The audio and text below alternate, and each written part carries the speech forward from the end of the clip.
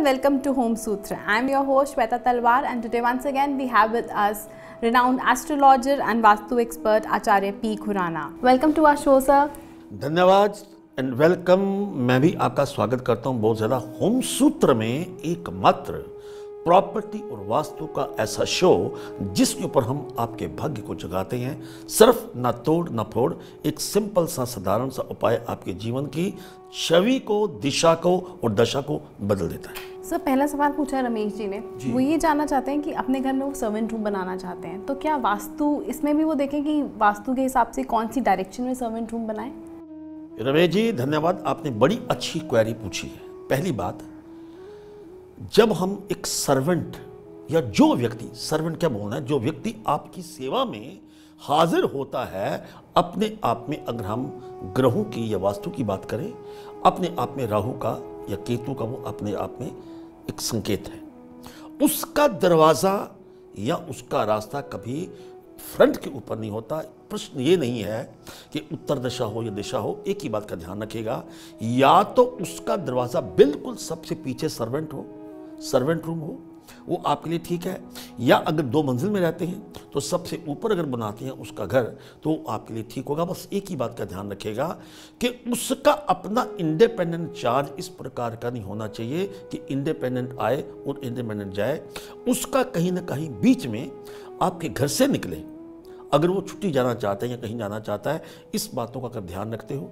और दूसरी बात, एक बात और है, सर्वेंट रूम जब भी बनाएंगे उसका अपना एक छोटा सा बाथरूम अलग जरूर बनाइए, क्योंकि उस बाथरूम का या उसके वॉशरूम का उसका इंडिपेंडेंट होना अति अनिवार्य है। Wish you all the best. Sir, जैसे आजकल हम देखते हैं बिल्डर्स प्लान देखते हैं जब अपार्टमेंट्स का, तो उसमें तो मोस्टली सर्वेंट रूम उन्होंने फ्रंट से ही बनाया होता है, मतलब फ्रंट में ही 2 एंट्रेंस हैं, एक सर्वेंट रूम की तरफ जा रही है और एक आपके मेन घर में जा रही है। बिल्कुल परफेक्ट है। ऐसे केस में क्या करेंगे? बिल्कुल ऐसा है। देखिए, अभी श्वेता ने बात की डेवलपर्स की, बिल्डर्स की और फ्लैट्स की। जब हम उस स्थिति में बात करेंगे, जो रमेश जी ने प्रश्न पूछा, उसने पूछा है मैं सर्वेंट रूम कहां बनाऊं।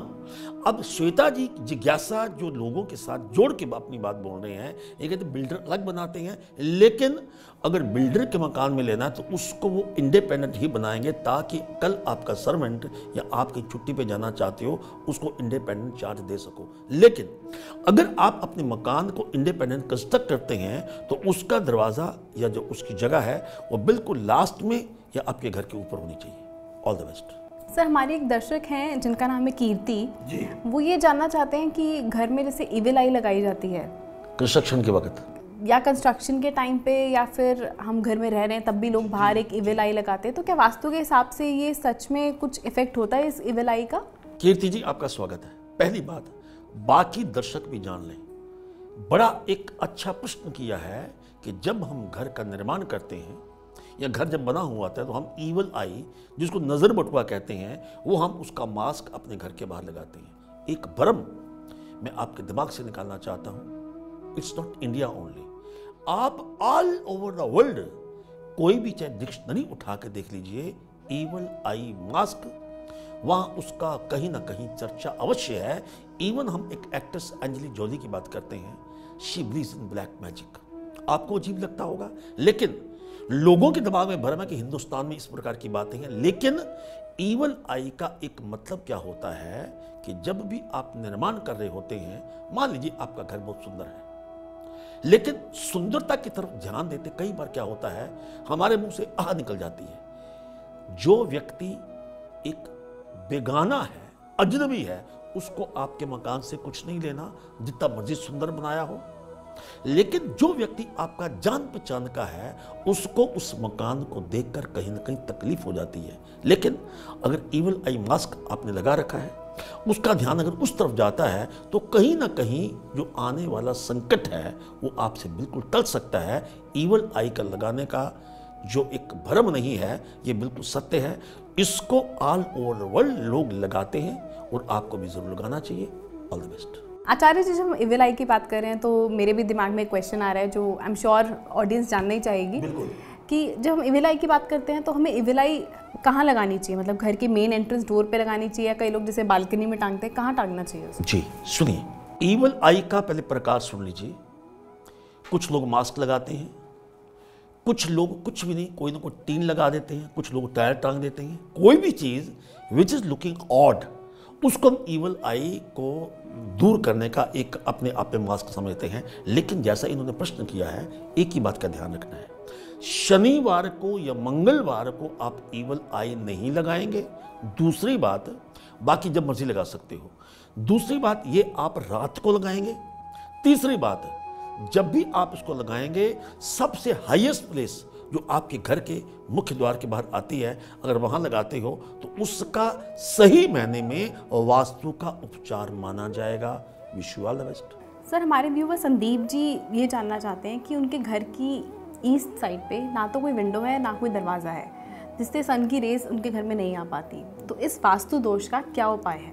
संदीप जी का प्रश्न अपने आप में इतना कमाल का है। हम इससे पहले कई अपने कार्यक्रम में, होम सूत्र में हम इस बात की चर्चा कर चुके हैं कि घर में सूर्य की किरणों का आना अति आवश्यक है। यह अपने आप में आकाश तत्व है। लेकिन आपके घर में सूर्य की किरणें अगर नहीं आ रही तो आपने क्या करना है? आप अपने घर में कम से कम नमक का पोछा लगातार लगाते रहिए। और इसके साथ, क्योंकि हम अग्नि तत्व की बात कर रहे हैं, सायंकाल को धूप अगरबत्ती उसका आप सेवन कीजिए। ऐसा नहीं हो सकता तो कम से कम कोई ना कोई दिया जो पहले आप सारा दिन घर के बाहर रखो, वही दिया शाम को घर के अंदर लाकर उसको जलाकर अगर आप उसको प्रज्वलित कर लेते हैं तो ये समझा जाएगा, ये माना जाएगा कि आपके घर में अग्नि का प्रवेश, सूर्य किरणों का प्रवेश हो चुका है और सूर्य की कृपा आपके ऊपर बिल्कुल बनी रहेगी। सूर्य का प्रकाश वास्तुशास्त्र के अनुसार बड़ा ही महत्वपूर्ण विषय है। God bless you. सर, विवेक जी ये जानना चाहते हैं कि उनका घर से निकलने का मन नहीं करता, मतलब ऑफिस जाते हैं लेकिन बेमन से, मतलब मन नहीं करता उनका कि वो घर से बाहर निकले। वीकेंड होता है तो वो घर पर ही रहना पसंद करते हैं। तो क्या उनके घर में कुछ ऐसी चीज़ है जो उनको मतलब खींच रही है या रोके रखे है कि वो घर से कहीं बाहर निकलें? तो वास्तु में इसका क्या उपाय है? विवेक जी, आपका जितना नाम खूबसूरत है उतने आपने आलस्य का चर्चा कर दिया। एक बात सुन लीजिए, घर में अगर जल तत्व की कहीं ना कहीं कमी है तो उसमें चंद्र ग्रह का कहीं ना कहीं आपके घर में नष्ट होता है या आपके घर में उसकी विराजमान नहीं होता।